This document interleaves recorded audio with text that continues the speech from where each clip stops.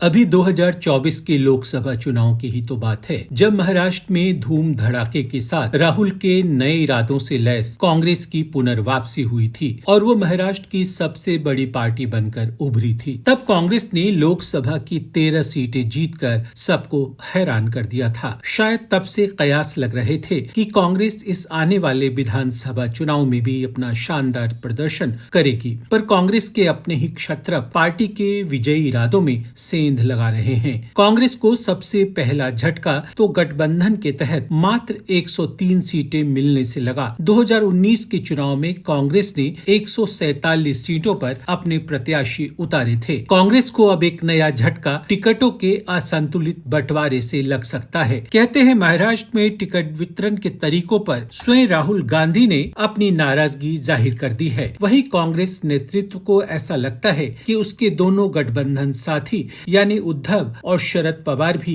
अंदर खाने से कांग्रेस की राहों में कांटे बिछाने का काम कर रहे हैं। आइए अब लौटते हैं मूल मुद्दे पर, यानी महाराष्ट्र में नेता विपक्ष के ओहदे पर बरकरार विजय वडेट्टीवार पर कि कैसे कांग्रेस की उम्मीदों में वो पलीता लगा रहे हैं। सूत्र बताते हैं कि विजय ही वे शख्स हैं जिनका इस बार पार्टी के टिकट वितरण में सबसे ज्यादा दबदबा रहा। वे कांग्रेस अध्यक्ष मल्लिकार्जुन खड़गे के सबसे करीबी व्यक्ति माने जाते हैं। चुनांचे उनके एकल फैसलों पर टीम खड़गे ने आंख मूंद कर मुहर लगा दी। विजय राजनीति में आने से पहले एक लोक कलाकार थे। वे स्वांग शैली के पारंगत अभिनेता हैं जो पहले विदर्भ में घूम घूम कर अपने स्वांग दिखाया करते थे। एक बार उनकी मुलाकात नारायण राणे से हो गई जो उन्हें राजनीति में लेकर आए। विजय जानते थे स्वांग भरने का एक तरीका मात्र है, सो वे तेजी से राजनीति का सफर तय करते गए। निष्ठाएं बदली, पार्टियां बदली और महाराष्ट्र में कांग्रेसी राजनीति के एक अहम चेहरे में शुमार हो गए। कांग्रेस में उनकी रफ्तार भी तूफानी रही। सुशील कुमार शिंदे हो, अशोक चौहान या फिर पृथ्वीराज चौहान, वे सबको किनारे लगाते चले गए। नाना पटोले भी उनका कुछ चाहकर बिगाड़ नहीं पाए। सो इस बार उम्मीदवारों के चयन में भी पार्टी के अन्य बड़े नेताओं की कुछ भी नहीं चली। जो फैसला विजय ने लिया,